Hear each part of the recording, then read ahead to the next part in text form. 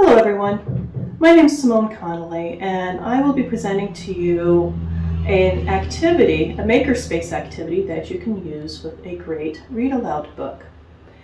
I got the idea for this particular activity from the ebook called 100 Great Children's Books to Use with Makerspace Activities by Patricia Kwan. And this is just one of the books. The goal of this book is to convince children that reading is a fun activity. And in the pages of the book, Miss Smith's Incredible Storybook by Michael Garland, you're met with a character who finds school to be extremely boring until his new teacher opens up her storybook. And all of the characters in that storybook jump out of the pages, and the character and the rest of his classmates are transported into the stories. It feels like they're actually happening. Unfortunately, one day Miss Smith is late and the principal has to take over the class. Well, the principal opens up the storybook and he begins to read. And when all the characters jumped out, he panicked and left the room to go find help. And of course, chaos ensues as all the children snatch the book and try to read stories. And of course, Miss Smith comes back and saves the day. So, my challenge to students when I'm reading this book out loud is to notice in the illustrations all of the characters that they may have seen in other books, and also to listen for characters mentioned from other books. So at the end of the story, students will be given a Perler bead activity board to illustrate one of the characters that was mentioned, or one of the characters that could easily have been in that storybook. So you'll need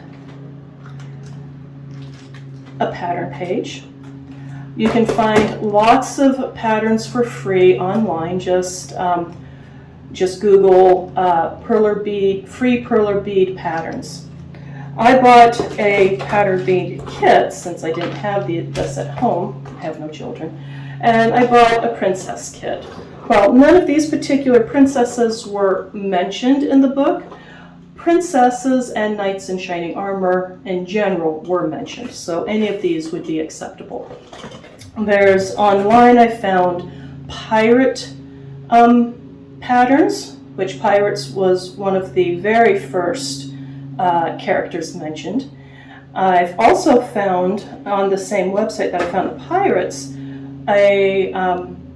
like 5 or 6 different Alice in Wonderland character patterns, as well as a wolf pattern and a Red Riding Hood pattern. I will include this in my directions later. So, for the project, after you've read the book, you're going to need beads, lots and lots of beads of many colors. You're going to need a pattern page. You're going to need a pegboard for each student, and you're going to need quite a bit of time. For my product, I chose Cinderella, and it took me 42 minutes to complete this, not counting the time it took to iron it. So, 42 minutes for a single project in a class that you're only going to get once a week is an awful lot of time. So, in order to make this project last just a single class period, I decided that it would be best if I could check out the pegboards to the students, and when they've finished as much as they can of their pattern, take packing tape and spread it across the beads and send them home for the parents for the kids to be able to complete the project at home and for the parents to iron. I would expect the pegboard to come back. I would make sure it has a barcode so I can check it out to each child.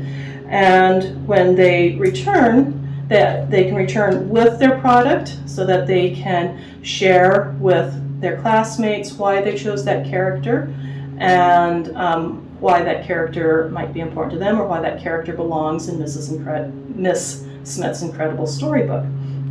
So I see this activity taking 2 class periods, one for the creation side, and then 10 or 15 minutes for discussion to close the activity the next session. And of course, you personally will need a ironing sheet. If you choose to send the projects home with the children, I would suggest giving them each a piece of parchment paper as well, with detailed instructions on how to complete. And of course, you'll need an iron.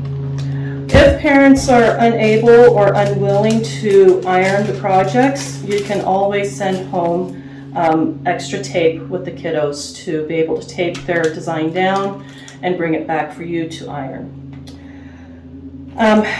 This project was a lot of fun. I think kids would really be engaged by it. I think if you present what they will be doing after the story, that will encourage them to listen carefully and look carefully during the story.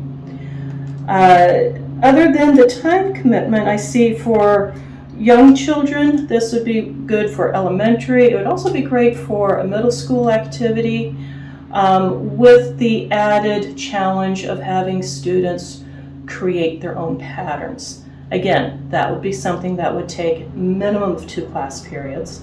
And you can easily use grid paper, or there's pattern makers online. Thank you for listening, and I hope this enriches your teacher's toolkit.